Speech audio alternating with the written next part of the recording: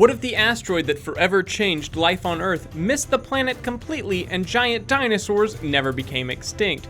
The Good Dinosaur, Pixar's latest adventure, is going to answer that question for you. And we're going to answer questions about the Good Dinosaur. My name is Tim, and today on ChannelFrederator, we're counting down 107 facts about the Good Dinosaur. Let's get started. Number 1. Pixar's The Good Dinosaur will follow the tale of Arlo, a lost little dinosaur, as he finds his way home. Number 2. The film is set to be released on November 25th, 2015. That's the same day as regular show The Movie. Different demographic though. I'm guessing The Good Dinosaur will not have as many Rush songs in the soundtrack. Number 3. The Good Dinosaur is the second Pixar film of 2015. Inside Out, released on June 19th, 2015, is the first. Number 4. It is the first time Pixar has released 2 films in the same year. Number 5. The Good Dinosaur was originally going to be released on November 27th, 2013. It was pushed back and Frozen took its place. Number 6. The film was then set for release on May 30th, 2014, but it was pushed back again when the original director had trouble with the third act.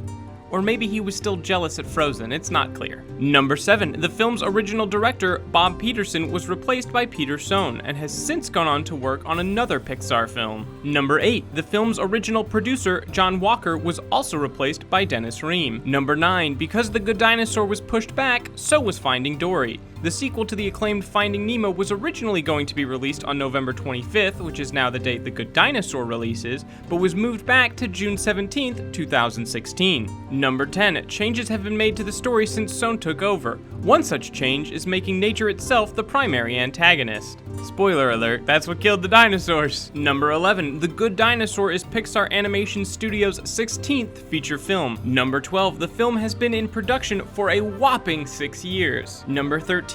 The Good Dinosaur isn't just the second Pixar film of 2015, it's also the second dinosaur film, following the release of Jurassic World. There's no Chris Pratt in this one though.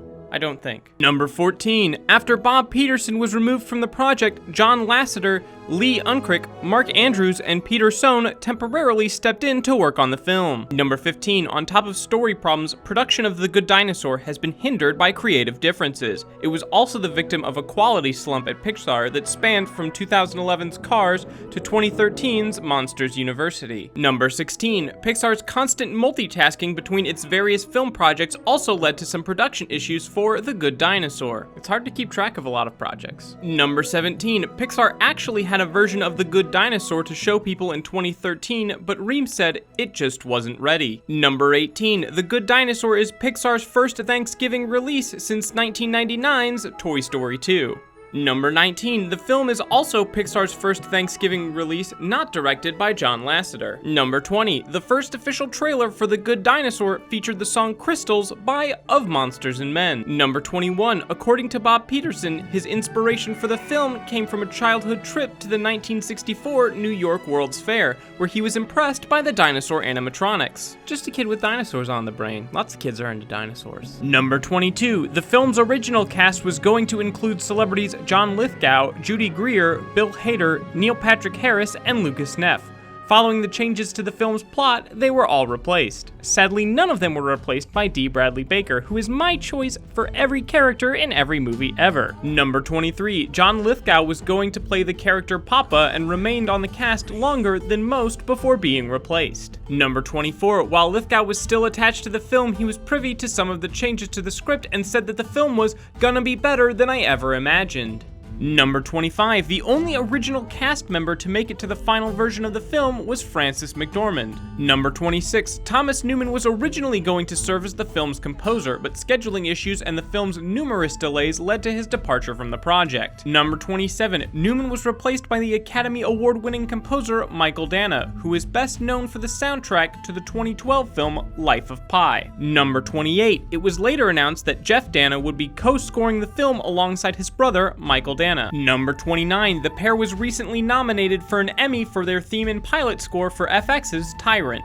Number 30. The Good Dinosaur is the first Pixar film to be scored by the 2 composers. Number 31. Arlo the dinosaur is an Apatosaurus, which is the same genus as the Brontosaurus. but apparently not as delicious because in the Flintstones it was always Brontosaurus burgers, never Apatosaurus burgers. Number 32, in the film Arlo will encounter a young human named Spot. Number 33, director Peter Sohn drew inspiration from his relationship with his mother for the relationship between Arlo and Spot. He and his Korean-speaking mother often had difficulties understanding one another, but he said that the two universally understood the baby mine scene from Dumbo. Number 34, the film is a tapestry of numerous themes including death, loneliness, and misunderstanding. Because even though Pixar movies like to leave you with the warm fuzzies, they don't play around when it comes to themes. Number 35, for Good Dinosaur, screenwriter Meg LaFave and story director Kelsey Mann employed screenwriting techniques like cards, characters, and color coordination so they could track each character's emotional journey. Number 36, Spot's messy hair was modeled after director Peter Sohn's own daughter's ever-present bedhead.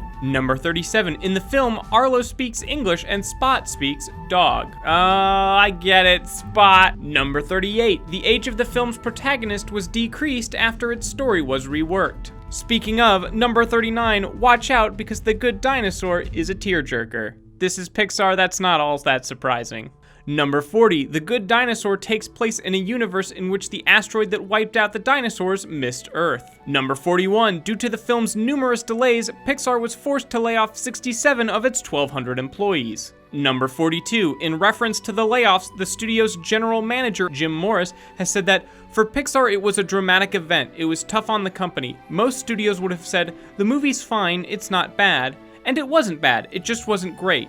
We wanted to have a great movie. Number 43, the film's director Peter Sohn has said to learn to be vulnerable, be scared, just put it out there. Maybe they hate it, but it's okay. Number 44, Russell from the Pixar film Up is actually based on Peter Sohn. Number 45, velociraptors in the film sport mullets and feathers. Jury's still out on whether or not they can open doors. Number 46, Arlo is trying to find his way back to the Clawed Tooth Mountains. Number 47, the teaser trailer for The Good Dinosaur was released on June 2nd, 2015. Number 48, its first full trailer was released on July 21st, 2015. Number 49, every Pixar film is preceded by a short, and The Good Dinosaur is no different. It will be accompanied in theaters by Sanjay's Super Team, which was directed by Sanjay Patel. Number 50, The Good Dinosaur was originally going to have the Monsters University short film, Party Central, in front of it. Hey everyone, we're taking a quick break from the facts because Star Wars is coming out in December, and you might not know this, but we have a channel devoted to movies and television, and we're going to be doing Star Wars month over there. It's called Cinematica, and you can watch 107 facts about Back to the Future right now, so if you're interested in that, you can go ahead and click there. And without further ado, back to Good Dinosaur facts. Number 51, Sanjay's Super Team debuted at the Annecy International Animated Film Festival on June 15th, 2015. Number 52, Sanjay's Super Team was inspired by director Sanjay Patel's childhood and his struggle with the divide between the modern world he grew up in and the Hindu traditions of his parents. Number 53, Sanjay's Super Team centers around a young Indian boy who imagines Hindu gods as superheroes. I imagine Shiva could be really intense. Number 54, the setting of Sanjay's Super Team was inspired by the Lido Motel, an old Route 66 motel that director Sanjay Patel's parents have owned and operated since he was young. Number 55, Patel first pitched the idea of Sanjay's Super Team to Pixar executives in the summer of 2012. He wanted to bring a young brown boy's story to the pop culture zeitgeist. Number 56, John Lasseter, the chief creative officer of Pixar, was very open to Patel's idea and celebrating the personal side of the story. Number 57, Arlo is voiced by child actor Raymond Ochoa. Number 58, Spot is voiced by Jack Bright, who also provided voices for Monsters University. Number 59, Ramsey, a fearless, whip-smart, and no-nonsense Tyrannosaurus Rex rancher, is voiced by Anna Paquin. Number 60, Paquin has also done voice work on Steam Boy, one of the most expensive Japanese animated movies to date. Number 61, if you've watched Inside Out, you may have spotted the Good Dinosaur Easter egg that's hidden in the film. When Riley is speaking to her mother about her favorite part of the trip and it flashes back to their car smashing into a dinosaur, the dinosaur may or may not be a cemented version of some of our characters in the next movie. Number 62, die-hard fans are wondering how the famous Pizza Planet truck will find its way into a movie that's set in the past. FYI, the Pizza Planet truck, first seen in Toy Story, makes a cameo in all Pixar films.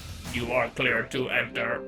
Welcome to Pizza Planet. Number 63, when the film was announced at the D23 Expo on August 20th, 2011, Bob Peterson and John Walker jokingly titled it the untitled Pixar movie about dinosaurs. They even created a logo. Number 64, the film's actual title, The Good Dinosaur, was announced on April 24th the following year. Number 65, when Frozen took over the Good Dinosaur's original release date on Disney's slate for upcoming films, many people assumed that the untitled Pixar movie about dinosaurs had been given the finalized title of Frozen.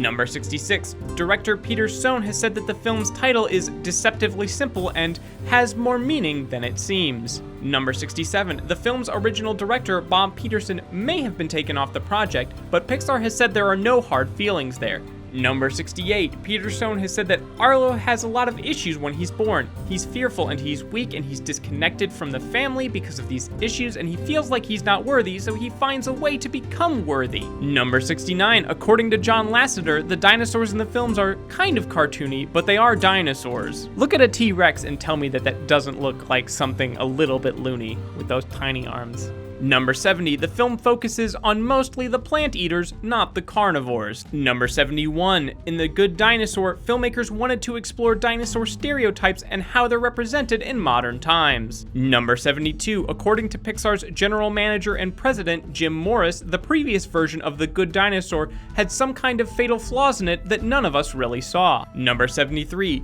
but what was the previous version like? According to Jim Morris, it was kind of a Billy Elliot story. It was a very different kind of movie. Number 74, in the final version of the film, Lucas Neff was replaced by Raymond Ochoa. Number 75, John Lithgow was replaced by Jeffrey Wright. Number 76, Arlo was originally going to have 3 siblings, voiced by Neil Patrick Harris, Bill Hader, and Judy Greer. Number 77, Arlo's 3 brothers were cut and replaced by just a sister named Libby, voiced by Malia Padilla, and a brother named Buck, voiced by Marcus Scribner. Number 78, Peter Sohn has said that the recasting was all about finding a younger Arlo. Number 79, dinosaurs in the film will operate in an agrarian sort of society. Basically, they're dinosaur farmers. Number 80, in fact, the starring dinosaur Arlo lives on a farm with his family. Number 81, according to Bob Peterson, it was time to do a movie where you get to know the dinosaur. Number 82, The Good Dinosaur has some amazing prehistoric landscapes that actually drew inspiration from Arlo's emotional ups and downs in the film. Number 83, Peter Sohn has said that when Arlo is in front of the aforementioned natural background, it's important that he feels outside of that. Number 84, according to Peter Sohn, Arlo's issue is that he's afraid of everything and he isn't capable. Number 85, The Good Dinosaur has a running time of 1 hour and 40 minutes. Number 86, Spot's name is actually given to him by Arlo. Spot!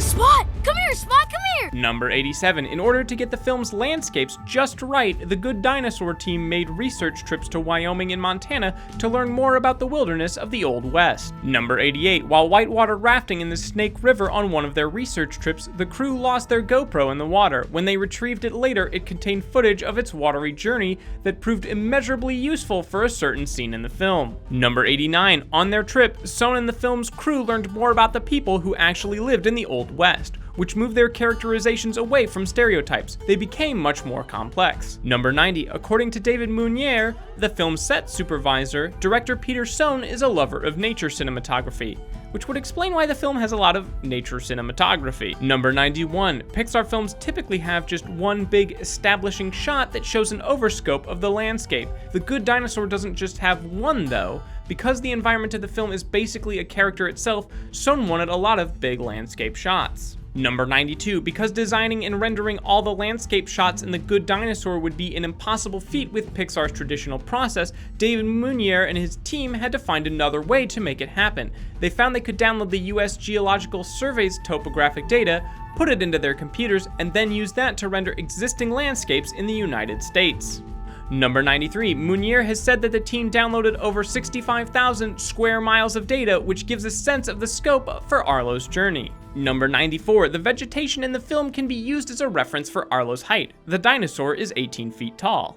Number 95, on his research trips to Wyoming, Sohn fell in love with the Jackson Valley, which serves as a major inspiration for the film's setting. Number 96, and Wyoming loves Pixar back. The Wyoming Office of Tourism inked a deal with Pixar to promote The Good Dinosaur and has become the official destination partner of the film. Number 97, if you want to reenact scenes from The Good Dinosaur, you should head to the base of the Grand Tetons, which is where the film basically takes place with the addition of a fictional landmark called the Clawtooth Mountains. Except also to reenact scenes from the film, you would have to be an 18-foot Apatosaurus, but you know. Number 98, the Clawtooth Mountains were added because the film needed an easily recognizable landmark for Arlo to try and get back to. Number 99, The Good Dinosaur utilizes a new method of inserting realistic clouds. Instead of painting them in, the team used volumetric effects software typically utilized for storm creation to generate 3D clouds. This allowed the film's lighting division to have complete control over them. Number 100, The Good Dinosaur utilized 300 terabytes of server space, which is 10 times more than Monsters University needed. Number 101, Sharon Callahan, the film's director of photography, has said that the film is more painterly realism than photorealism. Number 102, a full-sized model of Arlo's head was created to help the crew get a better grasp of his scale. Then Peter Sohn asked if they could go further and model the rest of him. Number 103, there are 900 effect shots in The Good Dinosaur, which is 2 times more than any other Pixar film. It's starting to become clear why there were a lot of delays. Number 104, Harley Jessup, the film's production designer, has said that Spot was one of the hardest characters to do. Early sketches of the character were very much like literal puppies, but slowly the boy was brought out of those images. Number 105, Spot originally had a bunch of leaves and twigs in his hair, but after the crew tried this with a wig to see how it would actually work, it was quickly scrapped. Number 106, animators on the film went to the zoo and observed the movement of elephants to better understand how to make dinosaurs look believable. And finally, number 107, John Ratzenberger has been in every single Pixar movie to date, The Good Dinosaur included. However, his role has been under wraps. Thank you for watching ToonedUp's 107s, where we cover everything you've ever wanted to know about your favorite cartoons. If you like this video, you might also like 107 Facts About Inside Out, or 107 Facts About Frozen. Also, to let you guys know what's coming up next week, we will have 107 Facts About Regular Show, which we are so excited to get to because you guys have requested it a lot. Also, we will be doing 107 more facts about The Simpsons because that also gets requested a lot, even though we already did it. So we're doubling up. We're going to 214 facts, so look forward to that next week. And remember, Frederator loves you.